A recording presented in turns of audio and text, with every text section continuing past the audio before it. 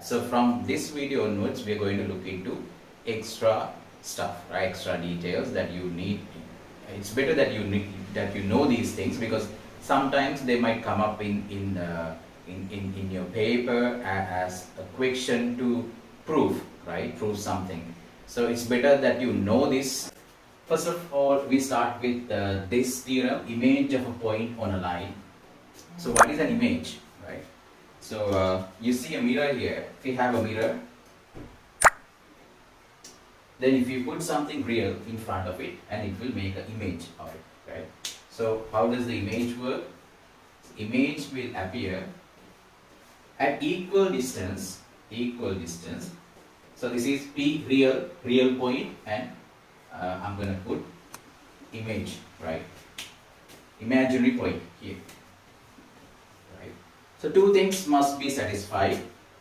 This line must be perpendicular and this length must be equal. Suppose we have a point R here, then PR is equal to RPI. This is one condition. The other condition is that if I put say LM, then PRPI line must be perpendicular to LM. This is how we find the image of a point on a mirror. Right? So we're going to use these two conditions to find the image of a point on a line. Right. Right. So there are two ways that we can go about this, but I'm going to refer to the only parametric form or parametric method. Right. So we have a line ax plus by plus c equals 0, and there's a point. So we're going to find the image of this point on this line. So to find the image of this point, we have to draw a perpendicular, right? And we have to find the point of equal distance from the line. So this would be the image of a point, right? So let's call this point R and this point Q. Q is the one we are going to find. Now you know that any point on this line can be represented parametrically, because since this is perpendicular, right? Since PQ is perpendicular to the line, MPQ, right? So MPQ must be equal to -1 divided by gradient of this line. So what is the gradient of this line? Minus, you put A divided by B, right? This should be B over A. Okay. This is the gradient. Now we can write any coordinate on this line parametrically. So how we are going to do it? So find, let's say any point on this line, say say y minus beta must be equal to B over A x minus alpha. Any point, let's say x comma y, any point would be y minus beta equal gradient times x minus alpha. Any point. Then parametrically y minus beta divided by b equals x minus alpha divided by a equals t, where t is a real number. Now I can write these two as in terms of t. X would be alpha plus at and y would be beta plus beta plus bt. Any line. Okay. Right. So we need the coordinates of this point. That is what is meant by image of a point on a line. So we are merely going to determine the coordinates of this image point.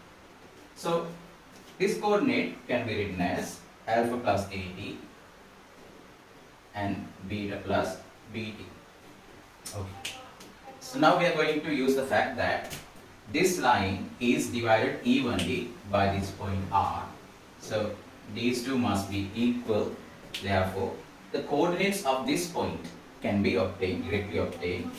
R coordinate, x coordinate would be the average of x values. So alpha plus at divided by 2, that gives me alpha plus at divided by 2.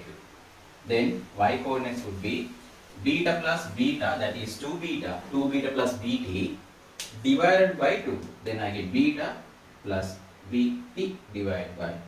This is the coordinate. If this is the coordinate of the image point, then of the image, then the average of these two values must be, average of these two coordinates must be equal to the coordinate of r. Now r is in this line, right? Since r lies on the line, this coordinate must satisfy this equation, right? So a alpha plus at divided by 2 plus b times beta plus bt divided by 2 plus c equals c. Okay. Now actually we are going to find a value for t such that at that value of t we get the coordinates of the image point. That's it. Right? So we need to find for what value of t that this coordinate alpha plus at and beta plus bt is at the point of the image. Okay. Now we have to solve for t here. Right. So when you solve for t, you should get this value. Right. See, a times alpha, that means a times x coordinate of the point, right, plus b times y coordinate plus c, then whole thing is multiplied by minus 2. This 2 comes here because of this 2 here. Divided by a square plus b square. This is how we prove it. Use parametric form, learn how to prove this and get the image. Okay. Right. Next, after you obtain the value for t, you just have to write down the coordinates by replacing t by this value. So therefore q coordinates will be alpha plus at and beta plus bt by replacing the value for t, right? By replacing t by this value. Okay. That's all. That's it. Right. So let's look at a practical example here. We have rhombus. Now you can only do this for rhombus and squares, right? For rectangles, difficult. It won't come. And for triangles, you may not be able to do it. But for the rhombus, right? When it comes to rhombus and squares, then this is perfect, right? A perfect method. Now you can see here that find the coordinates of the point D. You have to find the coordinates of the point D of the rhombus ABC. Now this is a rhombus, right? So you know that the diagonals are perpendicular. Now the equation of AC is given. Equation of AC is given. Equation of AC line is given, and this point is given 1, 1. Right. Now you need D. Now if you look at it, D is actually the image of this point on this line. Why? If I draw a line, if I draw this diagonal here, this diagonal is perpendicular to AC plus this length is equal to this length. Therefore, D is the image of the point B. So we can write, since D is the image of the point B on the line AC. Okay, I think it's clear. Now let's do that derivation, right? So right away, you don't have to memorize this T. So what we did was, we found the gradient of BD, let's say MBD is equal to -1 divided by MAC. -1 divided by here -2 divided by 1. The answer is half. Half is MBD. Okay, right. So we can represent any point on BD like that, or any point on BD can be represented by y minus 1 equal half x minus 1.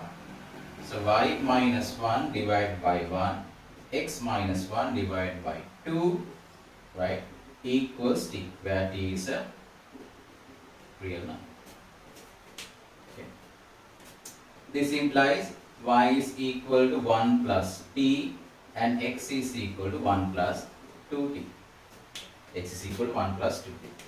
So I can write that here 1 plus t and 1 plus 2t. We need to find the value for t such that for that value this t would be the image of point B. Right. Since this coordinate is called this O lies on AC. Let's write down the coordinate of O. What is coordinate of O? 1 plus t divided by 2. That means 1 plus t over 2, comma, and 1 plus t. Since O lies on AC, O lies on AC, right? So 2 times 1 plus t divided by 2, then 1 times 1 plus t minus 1 equals 0. Then what should be the value for t? Let's find it out. Right. So we get 2, then 2 times this is just t, plus 1 plus t minus 1 equals 0. So we have 2t equals minus 2. So t is equal to minus 1. T is equal to minus 1. That's it.